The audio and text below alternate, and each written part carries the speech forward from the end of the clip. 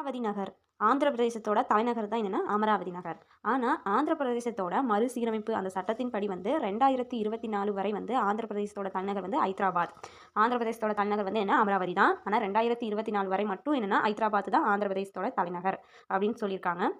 ஹைதராபாத் வந்து ரெண்டுக்கும் தலைநகர். எதுக்குன்னா ஆந்திர பிரதேசம் மற்றும் தெலுங்கானா அந்த ரெண்டு மாநிலங்களோட தலைநகர் தான் என்னன்னா ஹைதராபாத். ஆரவல்லி மலைத்தொடர் உலகிலேயே மிக பழமையான மடிப்பு மலைத்தொடர்களில் ஒன்றாகும்.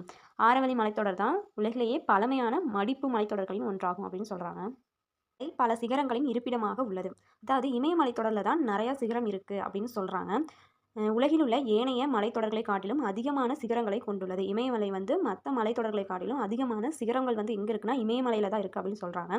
உலகத்தில் 14 உயரமான சிகரங்கள் வந்து இருக்குது. அந்த 14 உயரமான சிகரங்களில் வந்து 9 சிகரங்கள் வந்து என்னென்னா இமயமலையில் தான் இருக்குது அப்படின்னு சொல்கிறாங்க. உலகில் உள்ள 14 உயரமான சிகரங்களில் 9 சிகரங்களை தன்னகத்தே கொண்டுள்ளது அப்படின்னு சொல்கிறாங்க.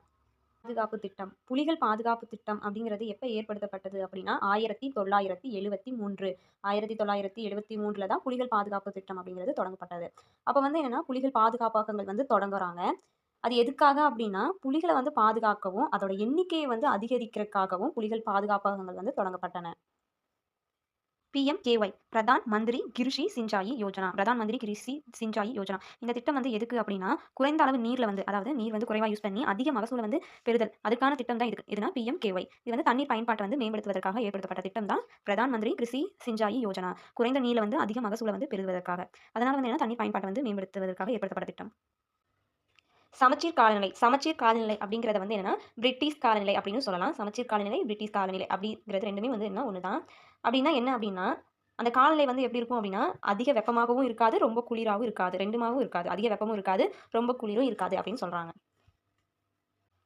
உலகத்திலேயே அதிக மழை பெற இடம் எங்க இருக்குன்னா இந்தியாவில் இருக்கு. இந்தியாவில் எங்கன்னா மேகாலயாங்கிற மாநிலத்தில் உள்ள மவுண்ட் அங்கிற இடம் தான் என்னன்னா உலகிலேயே அதிக மழை அளவு பெறும் பகுதி அப்படின்னு சொல்றாங்க. எவ்வளவு அப்படின்னா 1141 சென்டிமீட்டர் 1141 சென்டிமீட்டர் 1141 3 1 வருது கடைசி ஒன்றுக்கு முன்னாடி ஒரு 4 போட்டுட்டு 1141 சென்டிமீட்டர் மவுண்ட் சின்ராம் மேகாலாவில் வந்து உள்ளது.